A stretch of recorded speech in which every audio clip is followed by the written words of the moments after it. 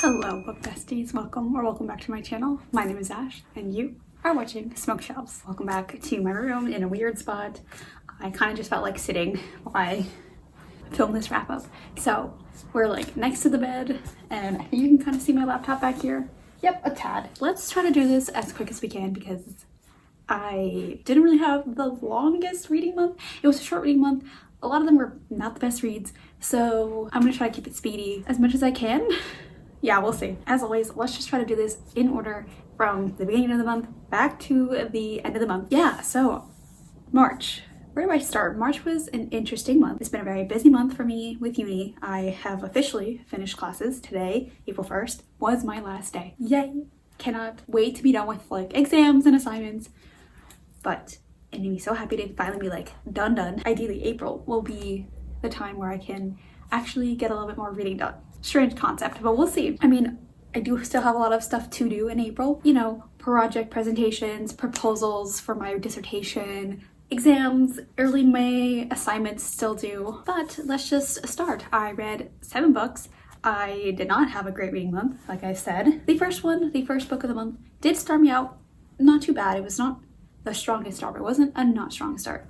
And that first book was The X-Talk by Rachel and Solomon.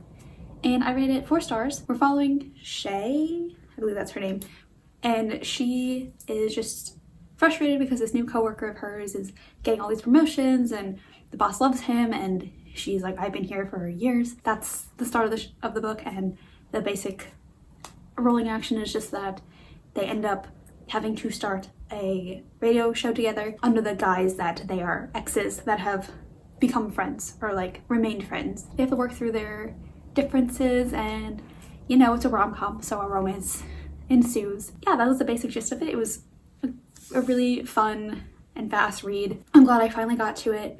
Rachel and Solomon hasn't written like a favorite book of mine yet, but I love their books because they have very good Jewish rep in terms of like their rep is very similar to how my upbringing is, where it's very much not religious, and I just appreciate it. So even though they're never really 5 stars, like this one was a 4 star, even though neither of her books so far have been 5 star for me, I still really appreciate what they do and they're fun. And I do hope that with whatever I pick up next, who knows, but I'm definitely going to pick up something next by them eventually. Whatever I end up picking up next, maybe that will be the 5 star book, because a lot of people love their reads. I appreciate what they write and I get it. Yeah, that's the first book down. Like I said, it was 4 stars. It was the nicest start I could have had considering how downhill it has gone since then, because after that I read and really did not like The Roommate Risk by Talia Hibbert. I gave it 2 stars.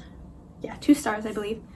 And mostly it was the narrator situation, but also just the actual premise and execution of the book. The basic synopsis of this one is that, again, I can't remember the names, but we're following our main character, Jazz, I want to say. I feel like it's Jazz. We're following our main character and her apartment gets badly flooded.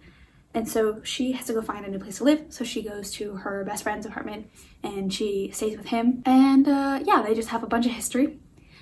And we are following them sort out any lingering feelings and expectations and whatnot between the two of them. And it's them getting together. And yeah, I gave it 2 stars. I think I spoke a lot in my vlog that I'll put up there, just how much like it felt so fast. It was like, I can't explain it much than I really did not enjoy it. Number 1, the narrator. Do not listen to this on audiobook. Maybe it would save it for me a little bit, but the narrator is like, not it. But number 2, I just didn't like our main character. I really didn't like her. I don't know, it's just something with her did not connect with me. And not just the fact that it didn't connect with me, but also like the fact that they just started like hooking up very early on in the book. And I don't know, the conflict. I don't know. I really do not have good words for like just how much I was frustrated with that whole book. But it was a quick audiobook, thankfully, on double speed. It's unfortunate because I did love the Brown sisters so much that this was my first endeavor outside of that trilogy, and I was really hoping for it to be really nice, but unfortunate. If you are a Talia Hibbert fan, please comment down what you think I might like. I am so curious to know like what is the best thing to go on to next, because you know, didn't really love it. After that, I read the novella Factory by Tahir Mafi. It is the like 4th installment of the Shadow Me series. It is the second, between the 2nd and the 3rd, which like spoiler for my TBR, but I have the 3rd with me. But it is the novella following Adam, is his POV, and I don't know if Warner's was so necessary, but I think Adam's is very necessary to read before going into the 3rd one, because it does give some like information about what's going on actually. Like Warner's was like good information, it was fun, I actually didn't mind following him.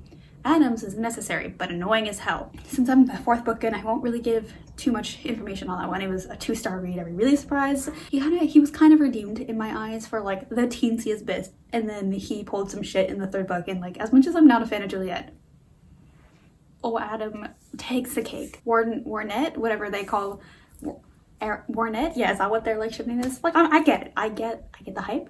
There's a reason why I'm trying to finish up this like main trilogy, but yeah, Shadow Me, it's a dystopian. It is following a girl with powers. Surprise, surprise. No one can touch her. Ooh, scary. 2 stars. This is like the time where I'm honestly torturing myself, and I question why I do this to myself sometimes. I felt the same way about Red Queen. Red Queen? Yeah, the one by Victoria Aveyard. I felt the same about that series, and I'm still debating on whether or not I should finish it. And now I feel the same about this series. But for now, well, I mean, for now, I'm definitely gonna be finishing this. This was my 3rd read of the month. I feel like that kind of solidified how I was feeling with reading, and it did not go well. It has not been going well. After that, I picked up the audiobook of Count Your Lucky Stars by Alexandria Bellafleur, and this is the 3rd companion novel, 3rd in the series of the like Written in the Stars series. Again, the names escape me. We are following the Margot, I think. It's Elle's best friend and roommate. It's following Elle and Olivia, and they are dealing with a like second chance new roommates situation. I appreciate that it is they're bi and pan, I believe. One's bi, one's pan, but we like appreciate the rep. It's a very little wholesome queer friend group going on. And just, yeah, it was not bad. I gave this one 3. Yep. I gave this one 3 stars. So out of the 3 in the series, the middle one, following Annie and Brendan, that was my favorite. That one I gave 4 stars. This one I gave 3 stars. Yeah, overall, it's just like a 3-star series. It's not a terrible series. It's not a series that's gonna stick with me. I love and appreciate when books do like to speak about significant others and their partners in terms of like stars and celestial terms. I don't know what the better word of saying it is, but like in celestial terms. So like this one does it where it's like they talk about them like, oh, I would shoot to the moon or whatever, like those phrases are. But I love when those are involved in books. I wouldn't say it's a trope, but like a little niche. It's a very niche trope if it is, but it is a trope that I adore. So that honestly just brought my love for the series up a little bit more than I probably would have. But like I said, it's a 3-star series. I appreciate it for what it's done. I think they're very cute and wholesome, and they were fun overall for the most part, but nothing memorable, you know, just a fine romance. And I'm glad I did stick through with the series, and I probably will read more of what they release. And if they have a backlist, maybe I'll look into what they've got going on. After that, I picked up the graphic novel Are You Listening by Tilly Walden. That one I gave a 3-star. And yeah, this one was, I would give a synopsis, but I honestly don't know what happened. They are on the road together. These 2 people are on the road together, and they meet a cat along the way, and they are just trying to get to a specific destination. And some things happen. I really don't understand what happened, I'm not gonna lie. It's been like a couple weeks and I still just like don't really get what went on. I kind of do, but I kind of don't. It wasn't bad, but it wasn't great. I probably honestly might have rated it a little bit lower because I was just so lost the entire time. And just, I didn't love the pacing of it, but the art style was incredible. I like highly recommend reading it just for the art style. It was beautiful. I think it makes up for the like weird feelings I was getting reading it. And not like good weird feelings, because I feel like you're kind of meant to be confused, but I feel like I was beyond confused. I don't know, I just felt like there's so much blank space and they don't talk a lot, and when they do talk it's so stilted and just, yeah, I didn't love it. I didn't love it. Honestly, the art is what is keeping me intrigued to pick up On a Sunbeam. I think that's one I was looking into picking up next, but it's literally the only reason is the art, because it's stunning, it's gorgeous. And just also the fact that these worlds are filled with a lot of queer people and not a lot of men, and we love that. 3 stars. That's how I feel about all my readings this month, y'all. It's been an interesting time. Next, I picked up Zenny by Rebecca Weatherspoon, and yeah, I know it is a companion to Rafe by them as well. I don't know if there's more in that like companion world, but I gave this one 3 stars. I honestly probably would have given it 4 stars, but the audiobook narrator was not good. It has been a common theme with my listening lately is that I've been having very poor luck picking out audiobook narrators, but as unfortunate as it is, I did enjoy the book a good amount, and I appreciate that both of the main characters are bi. We love to see it. I feel like it's a lot less common to see bi men in like straight romances, if you know what I mean, like in the like traditional, like when you read straight, like a cis straight romance, like you don't really see the male character be bi that often. So I really appreciate that both of them were, you know, just probably would have enjoyed it more had I not had this audiobook situation going on. But overall, it wasn't bad. It was a quick read. It was cute. I really liked the way they worked out with each other. But yeah, the basic gist of this story was that Zenny's aunt passed away before the book starts, and she has gone to this town in like upstate New York or something. She's gone to this town to just pay her respects and manage this inheritance that she's getting from her aunt. And she learns about some things there, and one of the things is that in order to get her inheritance given to her, she needs to start a fake relationship and get married to the main love interest. I cannot remember his name right now. It's about the two of them dealing with the fact that they are getting married, and they are both incentivized to join this relationship, and yeah, they were very good for each other. Like I said, it was cute. It was cute and fast read, and it was nice to see a romance for like the first time in a while have it so that the two main characters don't really break up per se, and they work through the like third act conflict together, and they're just like very much like, we are on the same page, we both want to make this work, and so let's figure out how we do that. And they were very good about communicating, and I love that. It was very refreshing to see, which is why I'm really interested in reading Rafe. Yeah, Rafe. I think that's what that one's called. And maybe more by Rebecca, because that was very fun. And then finally, at the very last minute of the very last day of the month, I finished my very last book of the month, which was The Gilded Cage by Lynette Noni. And I gave this one 5 stars. A vlog containing this and a few others will be publishing eventually. When? I honestly don't know. I need to read the 3rd book still. But that will be there with more full thoughts, because I honestly rambled on a little bit too much about this one. But the short version of what I said, it was 5 stars, so obviously I loved it. It is a sequel to The Prison Healer, and I feel like I have synopsized? I don't know what the word is. I feel like I've given the synopsis for this first book in this series a lot lately, and like, as I should. It deserves the hype, but the main synopsis of the first book is that we are following Kiva, and she is at the start of the book in this prison called Zalandov. I still can't remember the name of the prison. I think it's Zalandov. She's in this prison, and she, for some reason, has to go through some trials while she's there, and she meets some people along the way, and she has just a cause, and we are following them trying to survive this prison and get out. In this book, we are following the aftermath of what happens in the first book. I won't say more than that because highly recommend. Obviously, this was my favorite read of the month. It was the only 5-star read of the month, and I'm okay with that. I mean, I'm like, not really. I wish I had more 5 stars, but I'm okay that this was a 5-star and that this was my favorite read of the month. Yeah, that's my thoughts on this. Peep a video coming out, fingers crossed, very soon. But that wraps up everything I've read in March. Let's move on to some hopefuls for April. Hopefully I'll actually, like, you know, get to these. Let's start with the one I'm actually currently reading, because midnight struck and I was really interested in reading this. Right now I'm currently reading, and will hopefully finish, an arc of The Romantic Agenda by Claire Kahn. This one releases on April 12th, and I was approved for an arc not that long ago, so I was like, I need to get on that, I need to read it. And it may or may not go into my Animal Crossing TBR situation. I will have an update video on that, specifically when the readathon is over, where I will talk about how successful my readathon went and where I went wrong, and if I changed some things, because that might also be the thing happening. So be on the lookout for that soon too. But that is potentially going my readathon TBR. But if not, still, I'm very excited. I am like only a couple chapters in, so I don't have many thoughts. But that is definitely a hopeful for the month, mostly because I need to get a review out for it before it releases. Synopsis. What is this one about? We are following Joy, and she is madly in love with her boss and best friend. And at the start of the book, and this is definitely not spoilers, it happens in the first chapter. At the start of the book, her boss basically confesses that he's in love with someone else. He's been dating someone else. And she is heartbroken. She's really upset. Part of this discussion when he says that he's dating someone else is that this person wants to meet them on this trip that he's taking with her.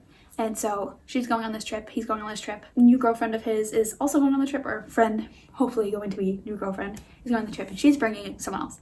And so we are following, ideally, I assume, the four of them, mainly just Joy, because I think she's on with the POV, but we're following Joy as she meets these new people and getting over her heartbreak. And did I mention it's ace?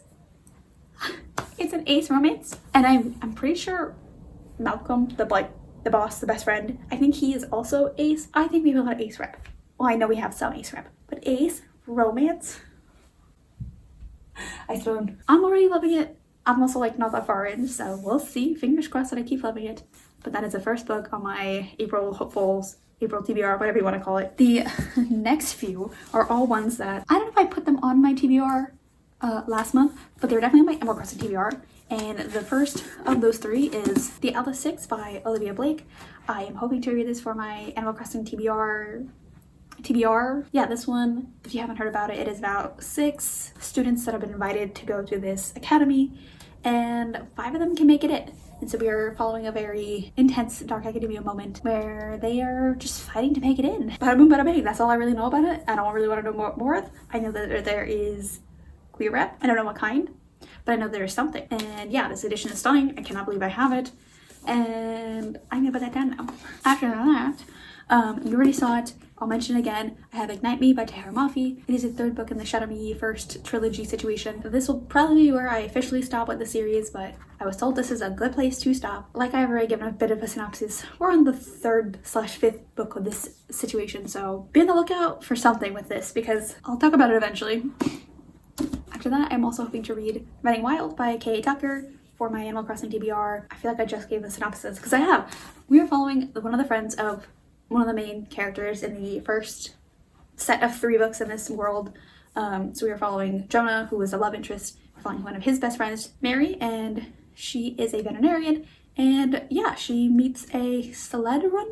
I think it's a sled runner, dog sledder, whatever it's called. The dog sledder, yeah. What is it called? He does dog sled races. She meets him. I'm pretty sure it's a bit of an enemies to lover situation. And yeah, I'm just excited to be back in this world. I feel like I mentioned this a lot lately. So that is the next hopeful. Book club books. For Tea Time Reads, I will be hoping to participate this month. I already have kind of a stacked month with schoolwork and exams and presentations and all that. But hopefully I'll participate if I can get my hands on a copy. We are reading Fresh. I don't know who it's by. Fresh by the author that it is by.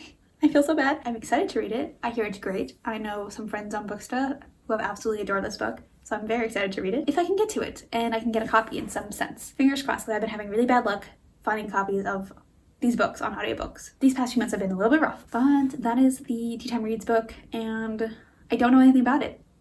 Like literally nothing. For the Dreamscape, what is it called? I feel like I always mess this up. Yeah, for the Dreamscape book club, they are doing 2 books this month, but the first book of the month was The Simple Wild, the first book in this series. So potentially I might re-listen to the audiobook, which might be very fun considering that I did enjoy the audiobook a lot, is how I first read the book. But maybe I will re-listen to the audiobook. Maybe I'll find a way to find it somewhere. Maybe my library will have it. But that is potentially an extra read I will have. I'm not gonna be mad about it if I do, because I love that first book with my whole heart. It was honestly the book that really got me into romance, if I've ever said that before. But oh my god, people are loud outside right now. That means that's my clue to wrap it up. Okay, yeah, so that is the first book. The second book is this title by Sophie Lark. Wow, I'm doing terrible tonight. I don't remember the name. I know it's by Sophie Lark. I know Sophie Lark writes a lot of queer books, I believe. I believe it's Sophie Lark. Maybe I'm mistaken. Yeah, no, I think it is. I have no idea what book it is. I don't really know what it's about, but I'm gonna hope, and I think it's on Kindle Unlimited. So fingers crossed that is where I can get that.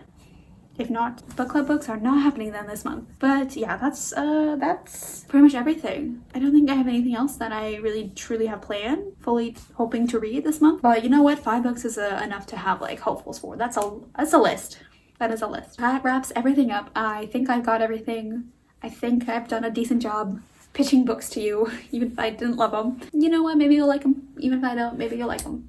taste is subjective. But yeah, that's everything. That's a hefty goal for this upcoming month, considering how busy I am. So yeah, if you like this video, please give this video a big fat like down below. Comment down if any of these books that are on my April TBR are books that are also on your April TBR, or if you've read them, if you like them, let me know. Are there any I should maybe steer clear of it?